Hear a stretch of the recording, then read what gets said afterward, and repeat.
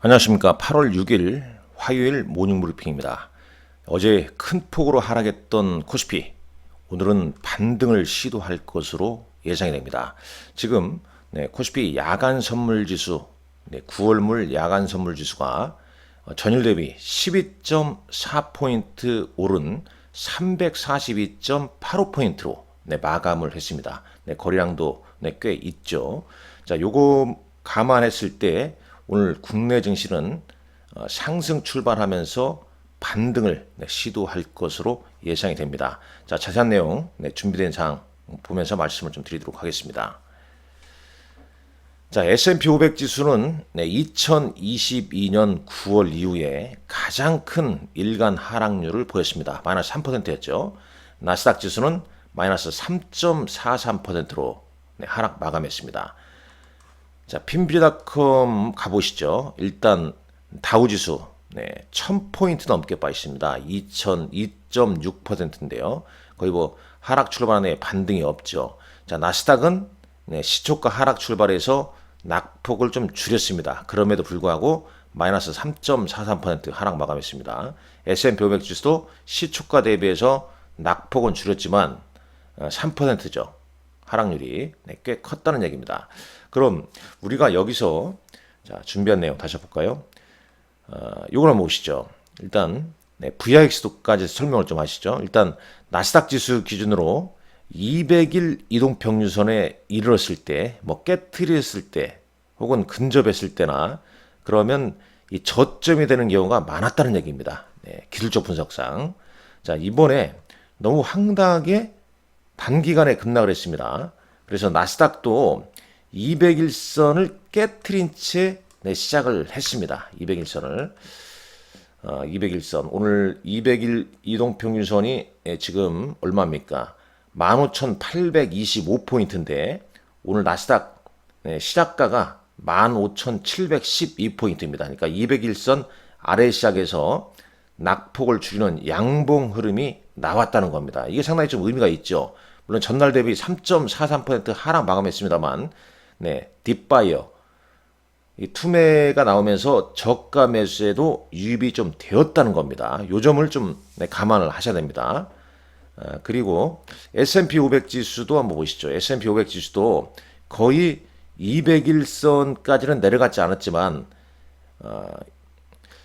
물론 이제 우리는 이제 나스닥 지수를 많이 잘 보지 않습니까? 미국 주요 언론은 이제 S&P 500을 계속 얘기하는데 거의 뭐 S&P 500 지수 200일선은 사야 되는 시점으로 항상 인지가 좀 돼 있습니다. 그리고 한번 보시죠. VIX, 이 공포지수로 불리는 VIX도 코로나 때, 뭐 이때는 이제 한 80까지 올랐었죠. 85까지 올랐는데, 어제 이 VIX 공포지수가 최고 고점이 65.73까지 올랐습니다. 종가는 38.57로 끝났죠. 38.57로 끝났는데, 야, 뭐 65점이면 거의 뭐 100% 넘게 올랐다는 얘기네요. 64.9%니까 이것만 놓고 보자면 VIX도 좀 과매수권에 이르렀다가 차익 실현 물량이 나왔다는 겁니다. 그럼 이런 걸 이제 기술적으로 봤을 때 반등이 미국 시장도 임박해 있다라고 보겠죠. 물론 어제 최저가 대비해서는 양봉이 나온 종목군들이 꽤 발생을 했다는 겁니다. 그래서 미국 시장 급락에 따라서 고민이 많았던 투자자들께서도 적어도 이제 오늘 시간의 거래에서도 혹은 이제 어제장 좀 일부 낙폭이 너무 컸을 때 진입하신 분들도 계시리라 보고 있습니다. 물론 뭐 중동 정세 불안이 하나의 변수가 또 될 수도 있겠지만은 이 단기 낙폭이 워낙 크기 때문에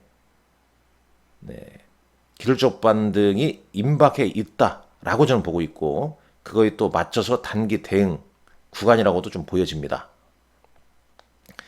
자, 주요 종목들 보죠. 엔비디아를 한번 대표적으로 보죠. 일단 고점 대비 대략 34% 급락을 했습니다. 그럼 어제 장에서 낙폭이 줄어들었죠. 마이너스 6.2%로 하락 마감했지만 자, 엔비디아 한번 주가 보겠습니다. 엔비디아 시초가가 마이너스 15%, 14%였네요. 14.18에서 네, 마이너스 6.22로 끝났으니까 거의 뭐 한 8% 넘게 네, 시작가 대비해서는 올랐다는 겁니다. 네, 저가 매수가 들어왔다는 거죠. 자, 주요 종목들 보죠. 시총 1위 애플도 마이너스 9% 시작해서 마이너스 4.82로 낙폭을 줄였죠.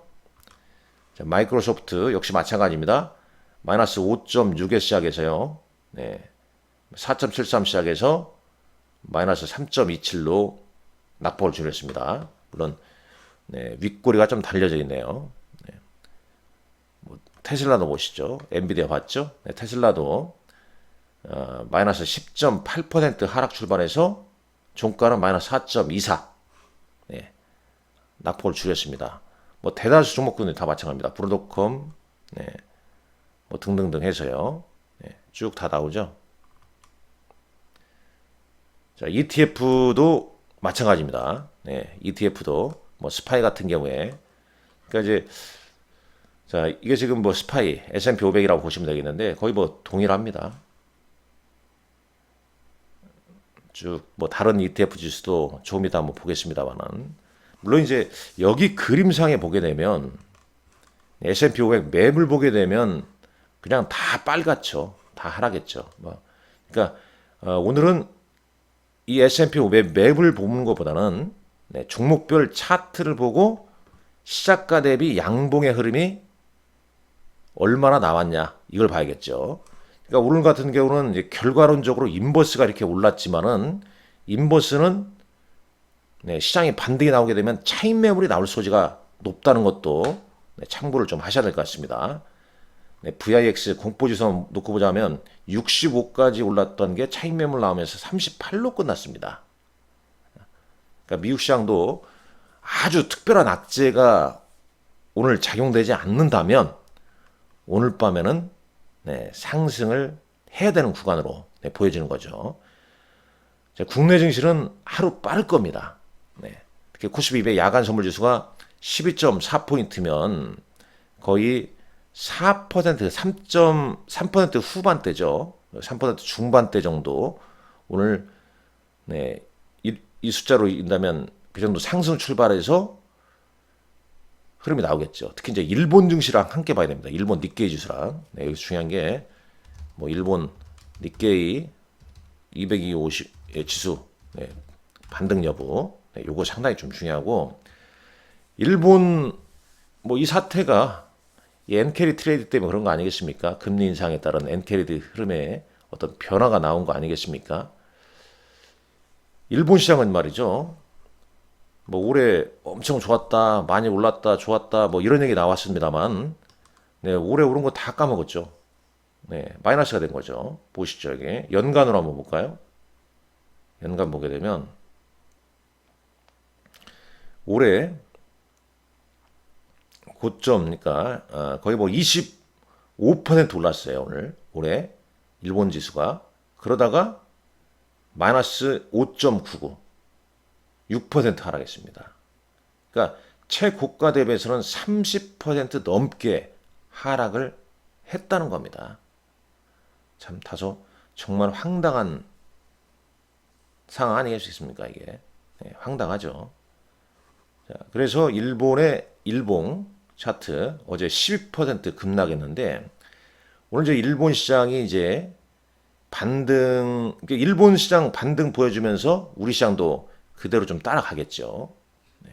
그러니까 오늘은 네, 기술적 반등을 좀 보일 가능성이 높다. 네, 반등이 좀 나오는 구간이다. 물론 이 반등이 워낙 이 음봉 강도가 강하기 때문에 이 반등의 강도가 얼마나 셀지는 저도 예측할 수는 없습니다. 그렇게 세다고 보지도 않습니다. 너무 이 음봉 강도가 크기 때문에 일시적 반등 이후에 물론 뭐 예상을 뒤엎고 뭐 위에다 뭐 총재지 뭐 이런 일본은행이나 파워르장이랄지 이런 시장에 강하게 영향을 미칠 수 있는 사람들이 어떤 시장을 안정시키는 발언을 해준다면 뭐 시장이 또 달라질 수도 있겠지만 뭐 그런 게 없이 반등이 나온다면 반등 강도를 잘 좀 체크를 하셔야 됩니다. 자, 원달러 환율 어제 1370원인데 오늘 NDF는 1365원이었고요. 65.99. 10년물 국채금리는 3.78입니다. 그래서 혹자는 이제 이렇게 또 보더라고요. 완전 시장의 바닥, 그러니까 바닥이 다져진 구간을 보려면 미국 10년물 국채금리의 하락 구간이 멈추거나 혹은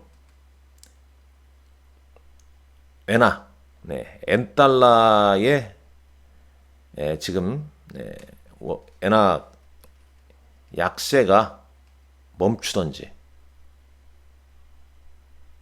엔화 강세죠. 엔화 강세가 이제 멈추든지, 지금 이제 환율 같은 경우에, 그러니까 환율 차트랑 함께 보셔야죠. 환율 차트랑 참 볼 게 많습니다. 지금 원엔 환율 같은 경우에도 얼마 전까지만 해도 850원대였잖아요. 이제 950원까지 오르렀죠. 자, 엄청난 변동성이 많이 나오고 있습니다.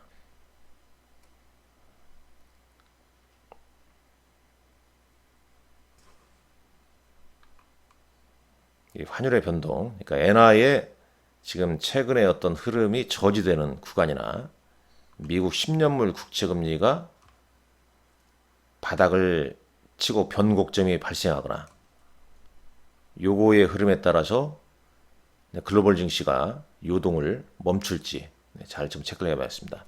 어제 이건 이제 제가 장중에 여러분에게도 이제 올려드렸는데 어제 급락 원인, 사실 뭐 미국 경제 둔화에 대한 어떤 연준의 정책 지원이 좀 뒤처졌다는 우려, 뭐 요것보다는 요게 이제 가장 큰 이유죠. 그러니까 엔캐리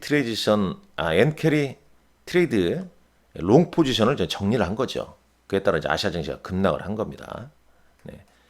엔화를 이제 이 저금리로 엔화를 빌려와서 외국 자산에 이제 투자를 했는 거죠. 근데 이제 금리를 인상함에 따라서 그걸 다 청산을 시키는 그런 거래가 나왔고, 그러면서 이제 급락이 나오니까 또 풋옵션 질러대고 뭐 이런 거 아니겠습니까? 그래서 매도가 매도를 불러버리고 거의 뭐 주식시장이 이거 코인이에요. 코인 시장보다 더 심한 것 같아요. 저도 살다가 주식시장에 뛰어든 이후에 이렇게 변동성 큰 건 처음 봅니다. 뭐 리만 사태 이후에 처음 갔죠. 2007년도 리만 브라더스 파산 상태, 그때도 이렇게 심했나? 그때 뭐 이 정도 심했긴 합니다만은, 좀 너무 심합니다. 너무 심했어요. 이 엔캐리 트레이드로 동북아시아, 특히 뭐 TSMC, 삼성전자, 하이닉스, 일본 뭐 기술주들 다 엔캐리 트레이드의 어떤 수많은 자금, 이게 뭐 얼마든지 알 수가 없다고 그러죠. 그런 자금이 일시적으로 좀 빠져나가니까 엔달러 환율, 이건 좀 가격대가 변동이 있을 겁니다. 엔달러 환율 하락세가 멈춰야 돼요, 이게. 그러면 이제 시장, 오늘 이제 니케이 225가 이제 반등 날라오면 이게 이제 멈추면서 뭔가 변화가 있어야 됩니다. 달러엔 트레이더들이 바닥을 찾으려고 하는 것은 어제 장에서는 이제 떨어지는 칼날을 잡는 것 같다. 뭐 FX 전문가들이 다 이런 얘기를 좀 했고, 급나가다 보니까 이제 일본은행 뭐 총재나 이런 사람들이 시장을 위로하는 말과 행동이 좀 나올 때 단기 변곡점을 변경이 나온다. 뭐 이딴 얘기 막 나오기 시작한 거죠. 자, 일본 증시 개장 시간도 제가 정해놨습니다. 우리하고 시간 똑같은 시간입니다. 근데 여기는 이제 휴장 시간, 점심 시간이 휴장하지 않습니까? 그러니까 요 시간과 그 다음에 또 요 시간 12시 30분 이후에 변동성이 커집니다. 어제도 12시 30분 이후에 변동성이 좀 컸지 않습니까? 자, 그리고 경험상 뭐 사이드카, 그리고 뭐 어제 서킷 브레이크 20분 동안 거래 정지, 10분 동안 이제 동시효과 받았었죠. 그렇기 때문에 지금 이제 이런 말까지 어제 좀 써드렸습니다. 제가 기회가 온다. 기회. Crisis, a crisis is opportunity, a crisis chance. 뭐 위가 기회다, 뭐 그런 거 아니겠습니까? 근데 이제 국내 증시는 요걸 오늘 좀 체크해야 됩니다. 어제 저는 이제 그 증권사에 있기 때문에 어제 반대 매매 계좌가 엄청났습니다. 오늘 아마 이제 반대매매 담보부족 계좌들 뭐 2회차 바로 이제 130% 담보 비율이 130% 이하로 떨어지게 되면 이길 반대매매입니다. 이길 반대매매예요. 반대매매 나가지 않도록 조심하셔야겠죠. 만약에 그러니까 이제 장 초반에 분명 반대매매 물량이 출회가 될 겁니다. 그리고 이제 그거 이제 흡수하고 반등이 나올지 아니면 그거 무시하고 일단 상승 출발할지. 근데 여하튼간에 코스피 200 야간 선물 지수만 놓고 보면 상승 출발했다가 한번 움찔했다가 다시 뭐 반등 여부를 좀 볼 가능성이 있겠죠. 근데 참고로 여러분들 어제 그 1회차인데도 불구하고 이길 반대매매 대상이라면 그걸 이제 그런 이제 문자나 이런 걸 받으신 분이라면 소속 증권사에 전화해서 담보 비율을 뭐 증권사에 꼭 알아주십시오. 저 유한타증권 같은 경우는 이제 130% 이상이면 이제 담보 부족 1회차니까 그 다음 날까지 그러니까 D-2일 날 반대매매 대상이니까 오늘은 피해야 되지 않습니까? 오늘은 피해야 되니까 만약 오늘 반대매매를 피하시려고 하시는 분들은 담보 부족 비율을 130% 이상으로 맞춰놓으면 되는 거죠. 어제 맞춰놨어야죠. 어제. 그러니까 그런 부분 제가 지금 얘기한 부분을 꼭 그런 상황이 있는 분들은 증권사하고 직원들하고 이렇게 통화를 좀 하시기 바랍니다. 담보 부족. 그러니까 비율은 어제와 오늘 다르기 때문에 어제 종가 기준으로 담보 부족 비율이 130% 미만이었다. 그러면 어제 130%로 맞췄으면 1회차로 끝나는 겁니다. 근데 이제 오늘 하루가 지났기 때문에 오늘은 담보 부족 1회차로 못 메우기 때문에 웬만하시면은 반대매매 나가지 않도록 최소화시키는 게 좋다. 그리고 그런 상황에 앞으로 계속 벌어질 수 있습니다. 그러니까 뭐 신용, 대출 이용하시는 분들은 이 반대매매 안 나가도록 주의하시라는 말씀 꼭 좀 드리겠습니다. 이 아래 기사는 제가 제 사무실에다가 이걸 걸어놨어요. 작년 10월 23일, 코스피 10월 23일이면 한번 보시죠. 근데 기사가 똑같거든요. 오늘도 이제 경제지 신문 한번 여러분들 한번 가져와 보세요. 한번 보세요. 그러면 요겁니다. 요거 10월 23일이면 언제야? 10월 23일이니까 대략 급락 나온 이 시점이네요. 그죠? 이 시점. 물론 이제 코스피 최저점은 10월 31일이지만 이때도 기사가 이런 기사가 나오고 10월 26일이네요. 10월 26일이면 언제야? 여기 같습니다. 맞죠?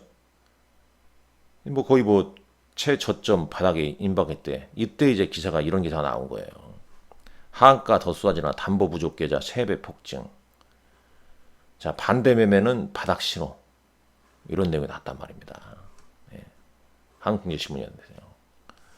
오늘 신문 꼭 한번 보십시오. 이런 기사 나올 겁니다. 그리고 일주일 한 달 지나서 어떤 흐름을 좀 보이는가 파악하시라는 얘기입니다.